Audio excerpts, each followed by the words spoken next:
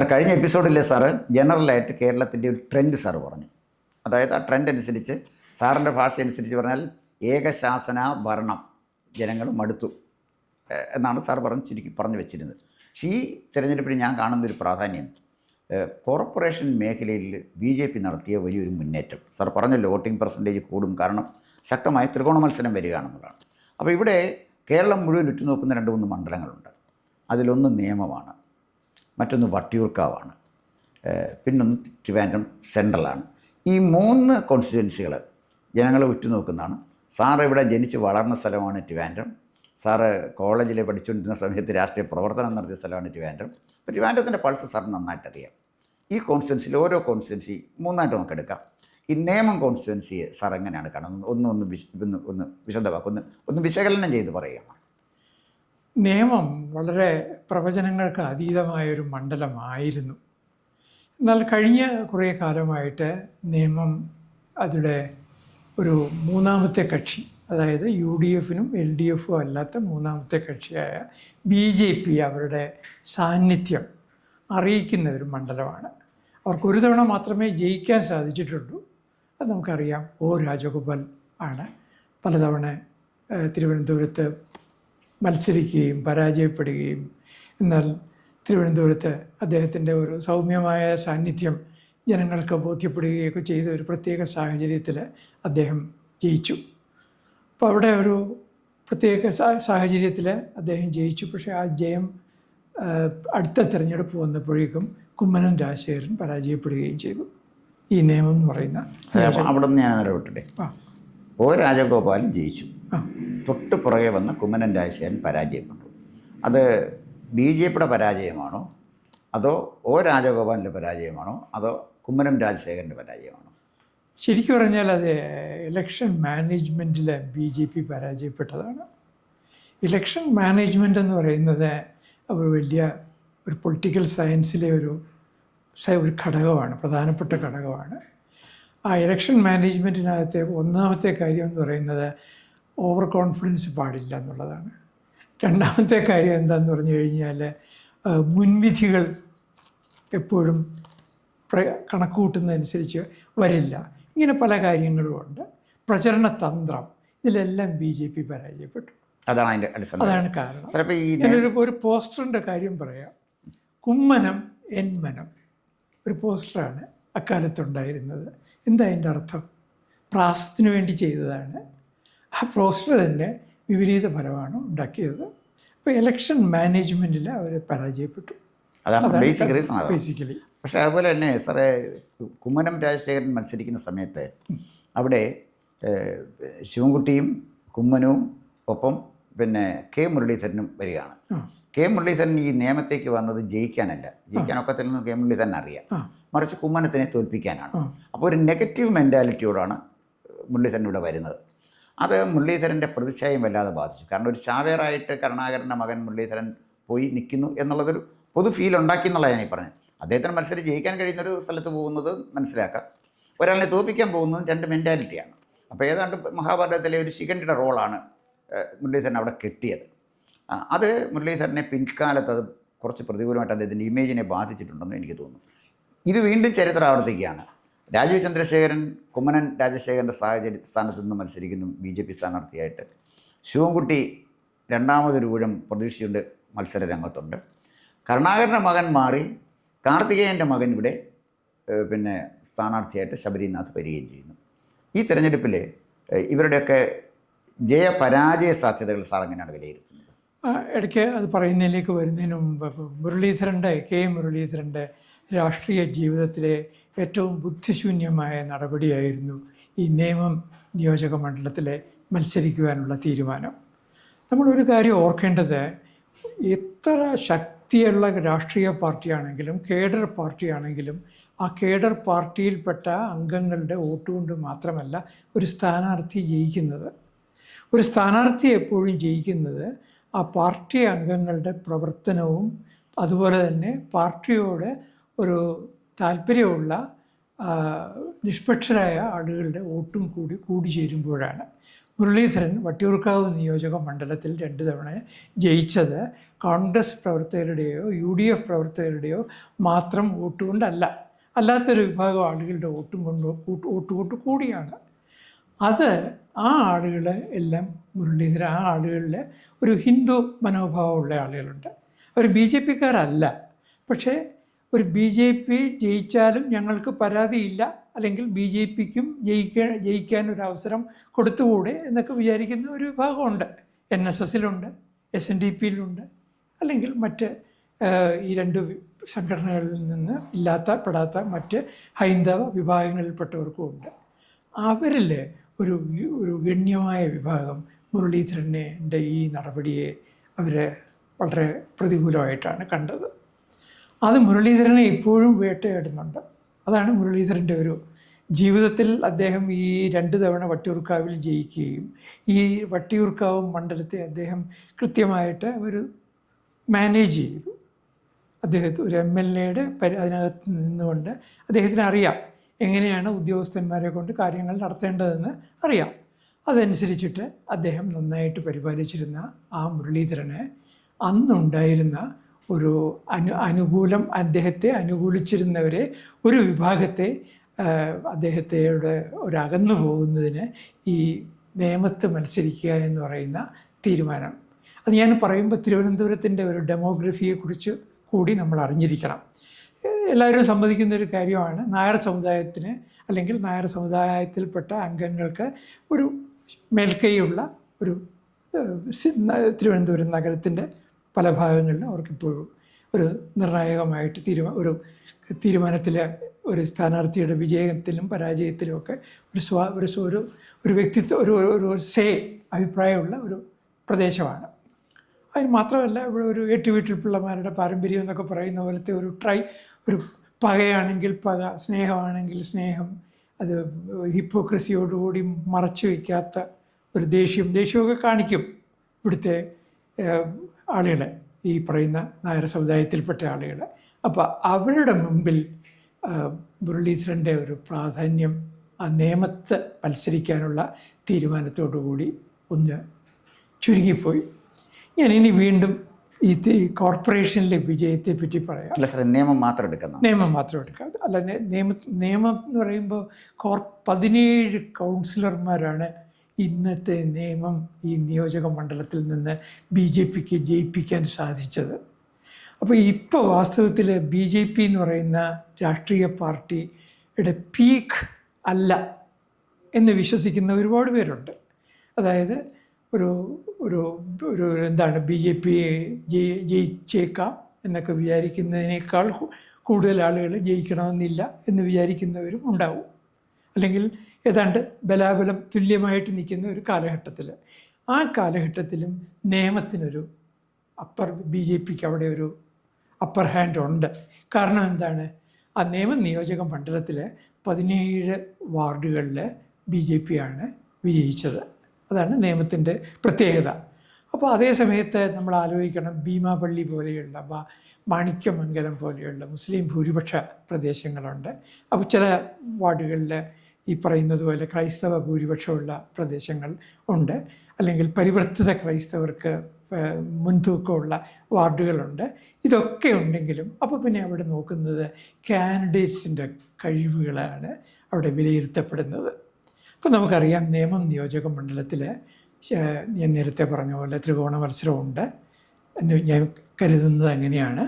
അതിനകത്ത് രാജീവ് ചന്ദ്രശേഖർ എന്ന സ്ഥാനാർത്ഥി, അത് കഴിഞ്ഞിട്ട് ശിവൻകുട്ടി എന്ന് പറയുന്ന സ്ഥാനാർത്ഥി ദീർഘകാലം തിരുവനന്തപുരത്ത് മേയറായിരുന്ന ആളാണ്.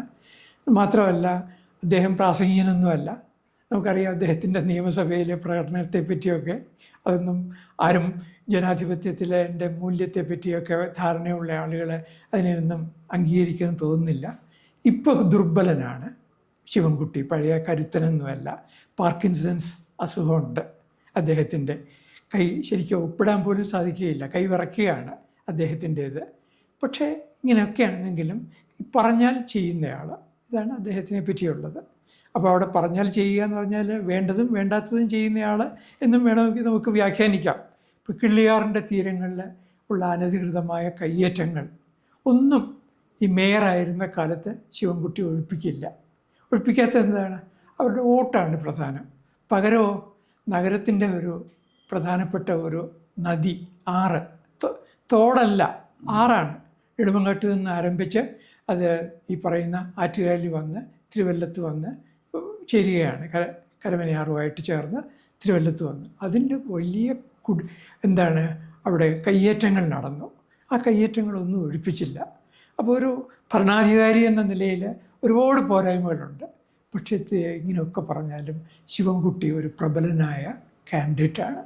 എന്ന് മാത്രമല്ല, അവിടെ ഈ ഭരണവിരുദ്ധ വികാരത്തെ പോലും മറികടന്നുകൊണ്ട് നമ്മുടെ ശിവൻകുട്ടിയാണ് അദ്ദേഹത്തിനൊരു വോട്ട് എന്ന് വിചാരിക്കുന്ന ആളുകൾ ഇല്ല എന്ന് പറയാനൊക്കെയില്ല. മറിച്ച് രാജീവ് ചന്ദ്രശേഖരനെ പറ്റി ഒരുപാട് അനുകൂലമായിട്ട് പറയാനുണ്ട്. ഞാൻ അതായിരുന്നു ആദ്യം പറയേണ്ടത്, എങ്കിലും ഞാനത് ഈ സന്ദർഭത്തിൽ പറയുകയാണ്. വ്യത്യസ്തനായ ഒരു രാഷ്ട്രീയക്കാരൻ, ഇതാണ് രാജീവ് ചന്ദ്രശേഖരനെ പറ്റിയുള്ള തിരുവനന്തപുരത്തെ അഭ്യസ്തവിദ്യരായിട്ടുള്ള ആളുകളുടെ ഒരു വിലയിരുത്തൽ. അദ്ദേഹം അഴിമതിക്കാരനായിട്ട് ആരും പറയാൻ കഴിയില്ല. അതുകൊണ്ട് തന്നെ അദ്ദേഹം ഒരു മന്ത്രിയായിരുന്ന സമയത്ത് അദ്ദേഹത്തിൻ്റെ പെർഫോമൻസിനെ പറ്റി ഒരു പോരായ്മയും ആരും പറയില്ല. എന്ന് മാത്രമല്ല, സുരേഷ് ഗോപിയെ പോലെ വേണ്ടാത്ത ഡയലോഗുകളൊന്നും അടിക്കുകയില്ല.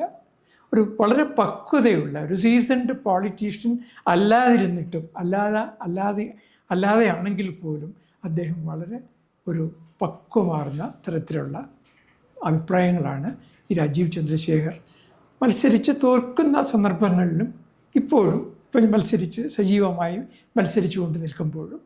പിന്നെ അദ്ദേഹത്തിൻ്റെ ഭൂതകാലത്തെ പറ്റി പറഞ്ഞാൽ അദ്ദേഹം ഒരു വലിയ വ്യവസായിയാണ്. ആ വ്യവസായ കാലത്ത് ഇൻഡസ്ട്രീസിൻ്റെ കാര്യത്തിൽ പല ഇടപാടുകൾ നടത്തിയിട്ടുള്ളത് അത് സുതാര്യമാണോ, അതൊന്നും ജനങ്ങളെ ഈ രാഷ്ട്രീയ സ്ഥാനാർത്ഥിയായിട്ട് നിൽക്കുമ്പോൾ അതൊന്നുമല്ല കണക്കിലെടുക്കുന്നത്, അതൊന്നും പരിഗണിക്കുകയില്ല. രണ്ടാമത്തെ കാര്യം, അദ്ദേഹം ആദ്യ ഇലക്ഷനിൽ മത്സരിക്കുന്നത് BJPയുടെ കാൻഡിഡേറ്റായിട്ടല്ല. കർണാടകത്തിൽ രാജീവ് ചന്ദ്രശേഖർ മത്സരിക്കുന്ന സമയത്ത് ജനതാദളിൻ്റെ ഈ പറയുന്ന പ്രത്യേക മൈസൂരിലെ ഘടകം ജനതാദളിൻ്റെ പിന്തുണയുള്ള സ്വതന്ത്ര സ്ഥാനാർത്ഥിയായിട്ടാണ് അദ്ദേഹം രാജ്യസഭയിലേക്ക് നോമിനേഷനിൽ വരുന്നത്. അത് കഴിഞ്ഞ് അദ്ദേഹം തന്നെ പറഞ്ഞിട്ടുണ്ട്, മോഡി എന്ന ഒരു പുതിയ രാഷ്ട്രീയ നേതാവിൻ്റെ ആവിർഭാവത്തിന് ശേഷം ആ വ്യക്തി പ്രഭാവത്തിൽ ആ ഒരു ആകൃഷ്ടനായിട്ടാണ് അദ്ദേഹം BJPയിലേക്ക് വരുന്നത് എന്ന് പറഞ്ഞു.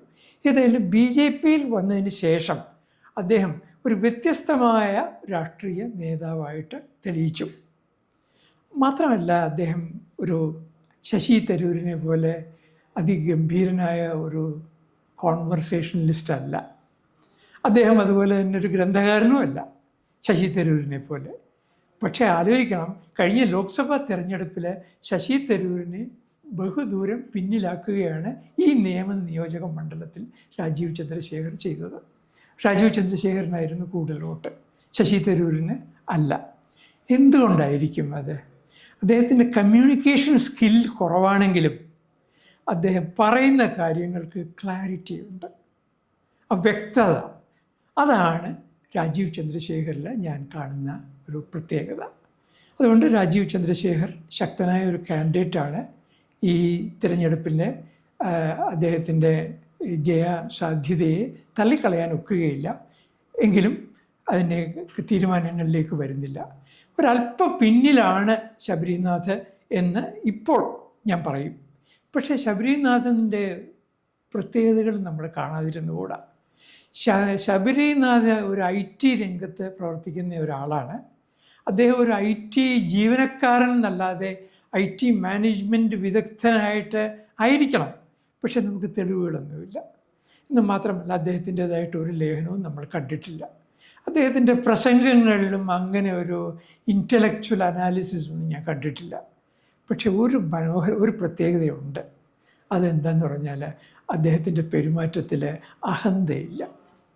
വിനയാന്വിതനായിട്ടാണ് അദ്ദേഹം പെരുമാറുന്നത്. കുറേ കൂടി കൃത്യമായി പറഞ്ഞാൽ കാർത്തികേയൻ്റെ അഹന്ത പോലും ഈ ശബരിനാഥനില്ല.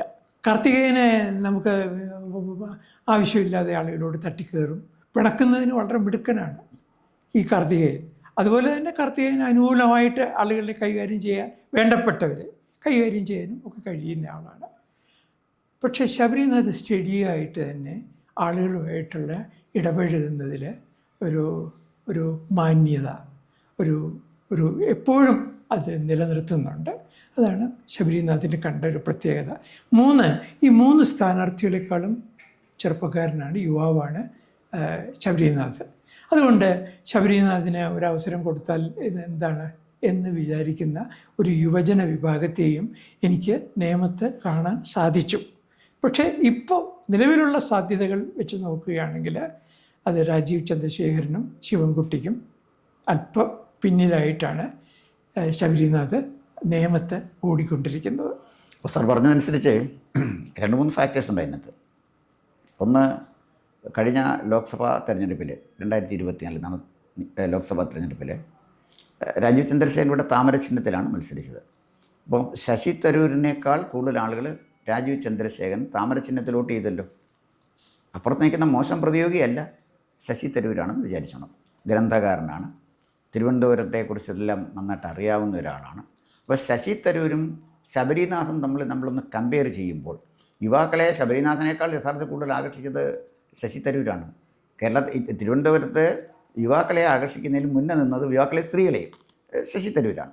അപ്പോൾ ശശി തരൂരും രാജീവ് ചന്ദ്രശേഖരനും തമ്മിൽ 2024 നടന്ന മത്സരത്തിൽ ശശി തരൂരിനെ കവച്ച് വെച്ച് ചന്ദ്രശേഖരന് മുന്നോട്ട് പോകാൻ കഴിഞ്ഞു എന്നുള്ളൊരു വസ്തുതയാണല്ലോ. അപ്പം ശബരിനാഥന് അത്ര ഒരു സ്വാധീനം ചെറുപ്പക്കാരുടെ മാത്രം പിന്തുണ കൊണ്ട് അവിടെ നേടാൻ കഴിയുമോ എന്ന് എനിക്ക് സംശയമുണ്ട്. പക്ഷേ സാറ് പറഞ്ഞ ഒരു കാര്യം ഞാൻ അടിവരയിട്ട് സമ്മതിക്കുന്നു. ഈ ശബരിനാഥൻ എന്ന് പറയുന്ന ചെറുപ്പക്കാരൻ ഡൗൺ ടു എർത്താണ്, നല്ല സംസ്കാരമുള്ള പെരുമാറ്റമാണ്, ആരെയും ആകർഷിക്കുന്ന പെരുമാറ്റമാണ്. അത് ഇത്തരം ചെറുപ്പക്കാരാണ് നമ്മുടെ രാഷ്ട്രീയത്തിൽ വരേണ്ടത്. അതിന് ഞാൻ 100-ൽ 100 മാർക്കും കൊടുക്കുന്ന ആളാണ് ശബരിനാഥൻ. ഞാൻ ആകപ്പാടെ ജീവിതത്തിൽ 2 പ്രാവശ്യം ശബരിനാഥനെ കണ്ടുള്ളൂ. എനിക്ക് അദ്ദേഹത്തെ അറിയത്തില്ല. പക്ഷേ ജി കാർത്തികേയനുമായിട്ട് എനിക്ക് നല്ല ബന്ധമുണ്ടായിരുന്നു. ശബരിനാഥനെ എനിക്ക് അങ്ങനെ അറിയില്ല. പക്ഷേ ഒരാളെ ആദ്യം കാണുമ്പോൾ തന്നെ അയാളുടെ പെരുമാറ്റം നമുക്കറിയാം, നല്ല പെരുമാറ്റമാണ്. പക്ഷേ അതൊന്നും തിരഞ്ഞെടുപ്പിൽ എത്രമാത്രം അല്ല സാർ, ഞാൻ പറഞ്ഞത് പൂർത്തിയാക്കണം. തിരഞ്ഞെടുപ്പിൽ അത്രമാത്രം സ്വാധീനം ചെലുത്തുമോ എന്ന് എനിക്ക് സംശയമുണ്ട്.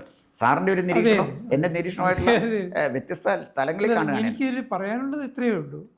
ഈ ഒന്നും കൂടി ചേരുമ്പോൾ ഇമ്മിണി വലിയ ഒന്നും ആകും എന്ന് പറഞ്ഞതുപോലെ ഈ അരിത്തമെറ്റിക്സ് അല്ല ഇലക്ഷനിൽ. അതിനകത്ത് ഈ അരിത്തമെറ്റിക്സും കെമിസ്ട്രിയും ഉണ്ട്. പറഞ്ഞത് വ്യക്തമായല്ലോ.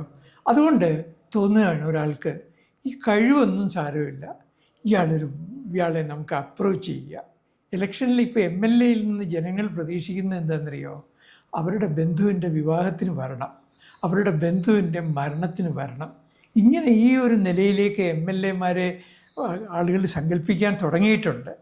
അപ്പോൾ അതുകൊണ്ട് നമുക്ക് അവിടെ നമ്മൾ ഈ വിചാരിക്കുന്ന പോലെ ഗണിതശാസ്ത്രം മാത്രമല്ല. സാറിൻ്റെ ഇക്വേഷൻ എടുത്ത് വെച്ചാൽ തന്നെയും അത് കുറച്ചുകൂടെ സ്യൂട്ടബിൾ ആവുന്ന ശിവൻകുട്ടിക്കാണ്.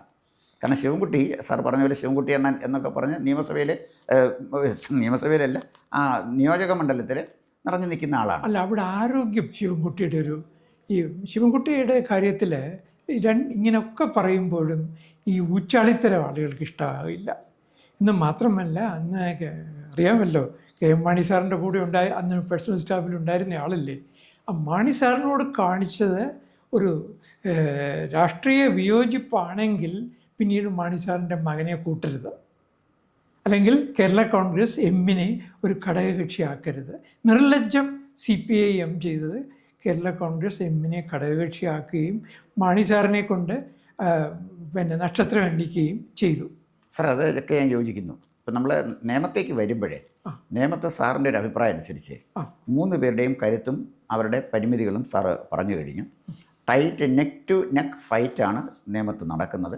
അതിൻ്റെ റിസൾട്ടിനായിട്ട് നമുക്ക് കാത്തിരിക്കാം. അങ്ങനെയല്ല, ഭരണവിരുദ്ധ വികാരം എന്ന് പറയുന്നത് ഒരു തരംഗമായിട്ട് രൂപപ്പെടുകയാണെങ്കിൽ അത് വ്യക്തമായി നമുക്ക് കാര്യങ്ങൾ എങ്ങോട്ട് പോവുകയാണെന്ന് പറയാൻ പറ്റും. കൂടുതൽ വാർത്തകളും വിശേഷങ്ങളും നേരിട്ട് ലഭിക്കാൻ ജനങ്ങളിൽ നിന്ന് ജനങ്ങളിലേക്ക് ജനഭൂമി ന്യൂസ് സബ്സ്ക്രൈബ് ചെയ്യൂ. ബെൽ ബട്ടൺ അമർത്താനും മറക്കരുത്.